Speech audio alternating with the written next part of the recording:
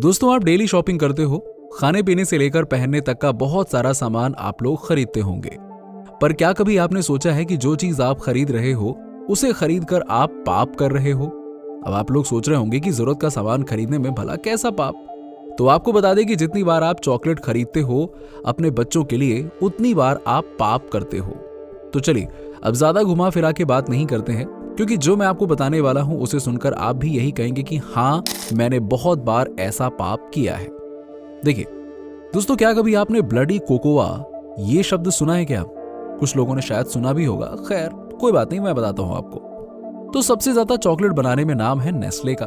अब इसकी एक नहीं बल्कि अलग अलग नाम से बहुत सारी चॉकलेट्स बनती हैं, ताकि अगर किसी एक चॉकलेट की मार्केट डाउन पड़ भी जाए तो कोई बात नहीं, बाकी के चॉकलेट्स की सेलिंग पर कोई असर ना पड़े। जैसे कि किटकैट, मंच, ये सब आपने खाई होंगी। अब सबसे जरूरी बात ध्यान से समझिएगा।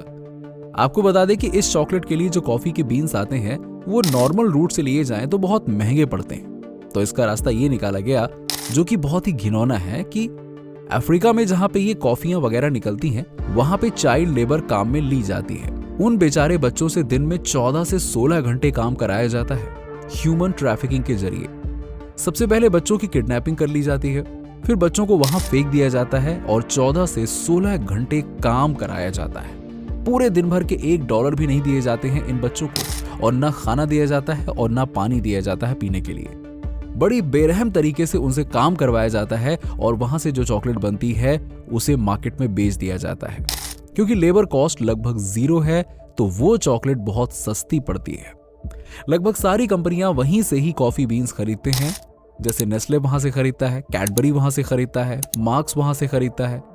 तो इस तरह से ये 3 बड़े ब्रांड वहां से खरीदते हैं। अब बात आती है सरकार पर। सरकार को इस पर रोक लगानी चाहिए, है ना?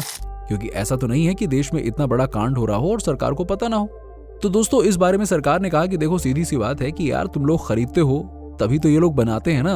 अगर तुम खरीदना ही बंद कर दोगे तो ये अत्याचार बंद हो जाएगा। सिंपल सी बात है, रुक जाएगा। इसके जवाब में कंपनियां बोलती है कि सर, वहां से सस्ता पड़ता है तो हम वहीं से लेंगे, और कहां से लें। फिर इनके सीनियर एग्जीक्यूटिव से बात की गई तो वो कहते हैं कि देखो जी, ऐसा है, हम कोई ठेकेदार थोड़ी हैं, हमको जहां से मिलेगा हम वहीं से लेंगे। हम तो व्यापारी लोग हैं, हमें तो सस्ता माल चाहिए, सीधी सी बात है। दोस्तों, इसी बीच में उन्होंने एक छोटा सा गेम खेल दिया। जहां ये चीजें नहीं होती हैं वहां से चॉकलेट खरीदी, वो बनाई और डिलीवरी के उस पैकेट पर लगा दिया फेयर ट्रेड का एक लोगो, और कहा कि देखो जी, ये वाली जो चॉकलेट है ना, ये हमने ढंग की जगह से खरीदी है। लेकिन क्या उन बच्चों की किडनैपिंग और उनका काम बंद हुआ? तुमने एक ब्रांड की चॉकलेट एक जगह से बना के पूरे मार्केट में प्रचार कर दिया, पर बाकी चॉकलेट्स का क्या?